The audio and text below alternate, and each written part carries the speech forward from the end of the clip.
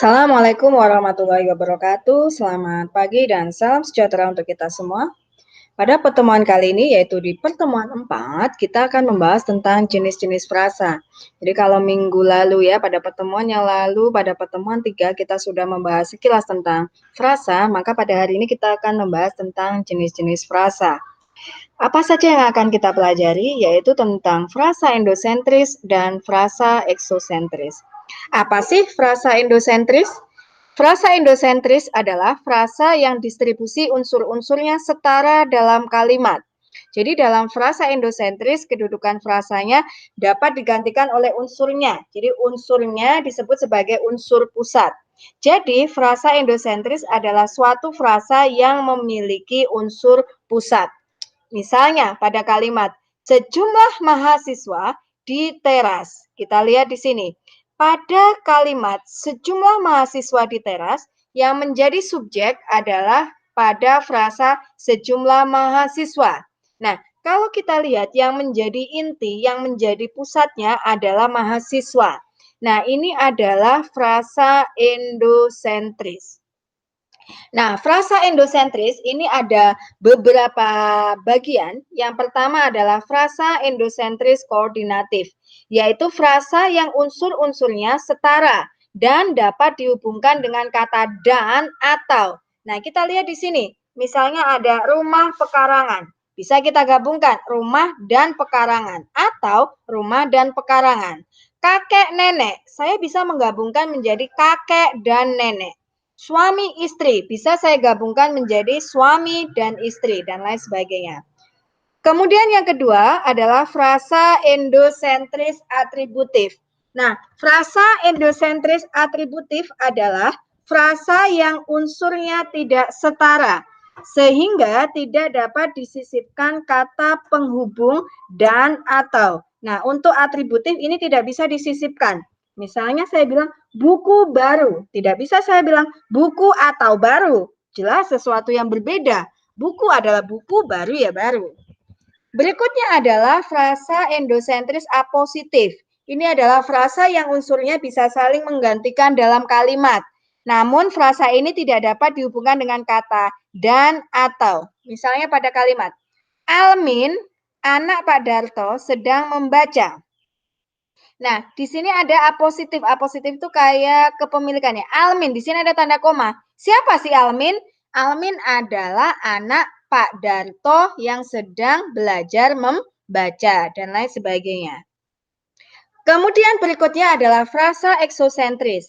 Frasa eksosentris adalah frasa yang tidak mempunyai distribusi yang sama dengan semua unsurnya. Jadi distribusinya tidak sama. Jadi frasa ditinjau dari segi persamaan distribusi. Nah, untuk eksosentris ini ada namanya frasa nominal, ada frasa verbal, adjektivar, pronomina, numeralia, dan lain sebagainya. Kita lihat pembahasannya. Yang pertama adalah frasa verbal. Gampang sekali bagaimana kita membedakan apakah itu verba, nomina, dan lain sebagainya. Kita lihat yang menjadi intinya. Kalau yang menjadi inti adalah verbnya atau kata kerjanya, maka frasanya ya frasa itu. Contoh, frasa verba. Misalnya, dia berlari.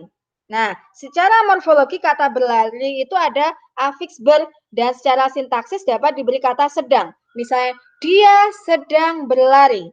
Coba kita lihat, dia adalah subjek sedang berlari. Ya, misalnya saya buat kalimat di sintaksis, dia sedang berlari. Ada kata sedang sama berlari. Yang jadi intinya itu apa? Ya, karena menunjukkan verba aktif, maka berlari atau sedang berlari tadi ini adalah frasa verba. Contoh lain, saya sedang makan. Saya adalah subjek, sedang makan adalah predikat. Yang menjadi inti adalah sedang makan. Ada kata sedang ya, menunjukkan aktivitas, maka itu adalah frasanya adalah frasa verba. Yang kedua adalah frasa nomina. Frasa nomina adalah frasa yang unsur pusatnya berupa kata yang berkategori nomina. Ingat, yang jadi intinya adalah nomina. Misalnya kayak gini. Saya bilang pasir ini digunakan untuk mengaspal jalan. Yang mana yang predikatnya? Predikatnya yang mana yang predikatnya? Predikatnya digunakan. Yang mana yang subjeknya? subjeknya adalah pasir ini. Nah, pasir ini terdiri dari dua kata, ada pasir sama ini. Yang menjadi inti pasirnya atau ininya? Yang jadi inti adalah pasirnya. Karena pasirnya, maka karena pasir itu adalah kategori nomina, maka nama frasanya adalah frasa nomina. Berikutnya, frasa numeralia. Ya, numeralia itu angka ya, jumlah. Misalnya, 2 buah. Ada kata 2 sama buah. Nah, yang jadi inti kan jumlahnya tuh. Nah, maka kategorinya adalah frasa numeralia. Berikutnya adalah konjungsi. Konjungsi itu adalah frasa yang ditandai dengan adanya konjungsi sebagai penanda dan diikuti klausa sebagai petanda. Jadi ini ada klausa konjungsinya, konjungtor atau penghubungnya. Sejak kemarin dia terus diam. Nah, ada terus diam. Nah, ini kalau menurut Ramlan, frasa tersebut bisa dikategorikan sebagai keterangan. Kenapa? Karena intinya adalah sebuah keterangan. Itu bisa juga ya. Berikutnya adalah frasa adjektiva. Ingat, adjektif kata sifat. Maka ketika headingnya atau yang menjadi inti adalah kata sifat, maka itu disebut sebagai frasa adjektiva. Misalnya, ibu bapakku sangat gembira. Yang jadi inti sangatnya atau gembiranya? Gembiranya. Karena gembiranya jadi intinya, maka frasanya adalah frasa adjektiva. Berikutnya adalah frasa pronomina. Nah, frasa pronomina adalah dua kata atau lebih yang intinya pronomina hanya menduduki satu fungsi dalam kalimat. Ingat, pronomina itu artinya apa sih? Kata ganti ya. Saya sendiri akan pergi ke pasar. Saya sendiri. Ingat, saya sendiri. Saya adalah kata ganti. Maka saya sendiri ini frasanya disebut sebagai frasa pronomina. Berikutnya adalah frasa preposisi. Ingat, preposisi itu artinya adalah kata depan. Misalnya, ke sekolah, dari sekolah.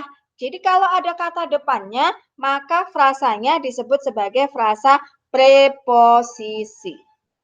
Ya, demikian yang dapat saya sampaikan untuk pertemuan 4. Sampai bertemu kembali di pertemuan selanjutnya. Wabillahi taufik wal hidayah. Wassalamualaikum warahmatullahi wabarakatuh.